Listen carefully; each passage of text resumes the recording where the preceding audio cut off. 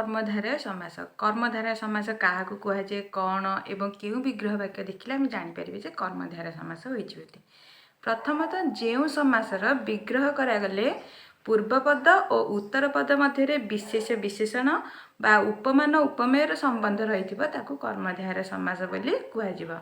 उदाहरण देखु चंद्रमुखम चंद्र एव मुखम चंद्रमुखम। जदि आम कही था चंद्र एव मुखम जस्य सह चंद्रमुखम ये आम बहुब्री समास पाई था। पूर्व भिडियो आम जाचे जो जस्य स लगे सी हो बहुब्री समास किंतु ये जेहेतु जस्य स लगे केवल चंद्र भली मुख कहुई चंद्रमुख बोली ये हम कर्मधारय समास। नीलम च तत्कमलम नीलकमलम कृष्ण च असौ सर्प कृष्ण सर्प यही भाव में आम जापर कर्मधारय समास यही विग्रह वाक्य होती। कर्मधारय समास आम जानवा हेल्ले आमको चारोटी जानवा पड़ो। गोटे विशेष विशेषर कर्मधारय विशेषण विशेषणर कर्मधारय विशेष विशेषणर कर्मधारय एवं मध्यपद लोपी कर्मधारय। प्रथम जानिबा विशेष विशेषर कर्मधारय। विशेष विशेषर कर्मधारय कोट होती उदाहरण देखु पाचक च असौ पूजक च इति पाचक पूजक जीए रोषेया सी पूजाड़ी तेणुक कहगला पाचक पूजक गोटे लोक को बुझागला ये हम कर्मधारय समास। राजा च असौ ऋषि चेती राजा जी ऋषि सी राजर्षि। गुरु च असौ पिता चेती गुरु पिता। कवि च असौ ज्योतिर्विद चेती कवि ज्योतिर्विद। गायक च असौ अभिनेता चैती गायक अभिनेता। ये गोटे पुरुष पाई दुईटी विशेषर मिलन घटिकी गोटे लोक को बुझाऊे यहाँ हम विशेष विशेषर कर्मधारय। द्वितीय जानिबा विशेषण विशेषणर कर्मधारय। विशेषण विशेषणर कर्मधारय केमती जानिबा दुईटी विशेषण मिशिथिले हेतिबा विशेषण विशेषणर कर्मधारय। हृष्ट च असौ पृष्ठ चैती हृष्ट पृष्ठ। हृष्ट पृष्ठ कहले आम कौन व्यक्ति बा लोक को बुझुने दरकार पड़ो हृष्ट पृष्ठ हरिण कि बालक कौन दरकार पड़ो विशेष। हृष्ट पृष्ठ होचे दुईटी विशेषणर समाहार तेणु यहाँ हम विशेषण विशेषणर कर्मधारय। जीर्ण च असौ शीर्ण जीर्ण शीर्ण। भीम च असौ कांत चैती भीमकांत। सुस्थ च असौ सबल चैती सुस्थ सबल। यहाँ कौन है दुईटी विशेषण मिसिकी कर्मधारय होती तेणु यहाँ विशेषण विशेषणर कर्मधारय।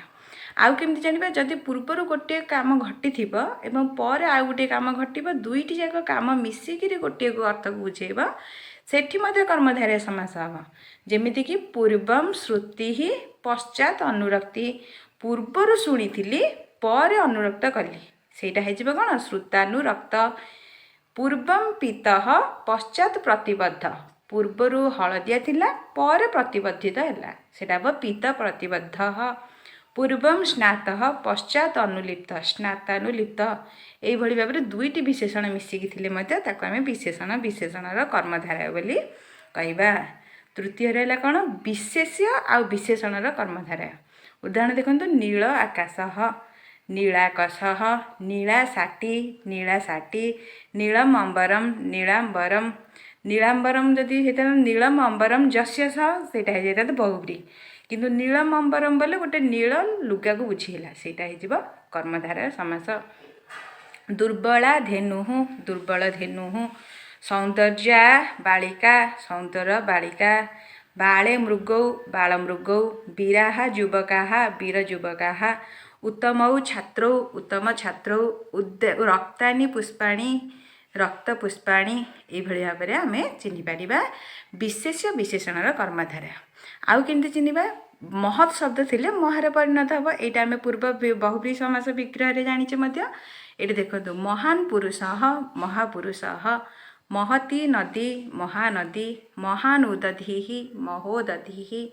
महान्तः आत्मानः महात्मनः।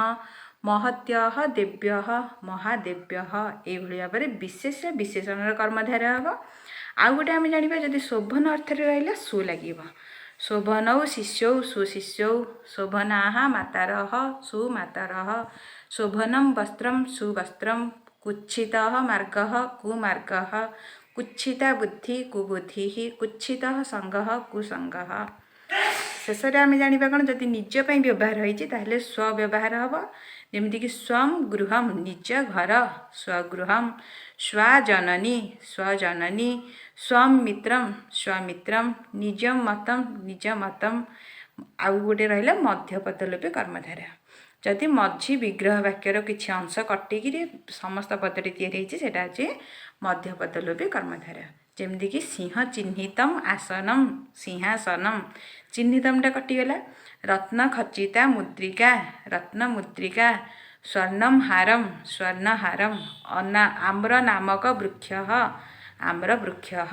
ଏଇଭଳି ଭାବରେ ଆମେ ବହୁବ୍ରୀହି ସମାସ ଚିହ୍ନିପାରିବା। ଧନ୍ୟବାଦ। ଆମେ ପରବର୍ତ୍ତୀ ଭିଡ଼ିଓରେ ଜାଣିପାରିବା ଅନ୍ୟ ସବୁ ସମାସ ଗୁଡ଼ାକ।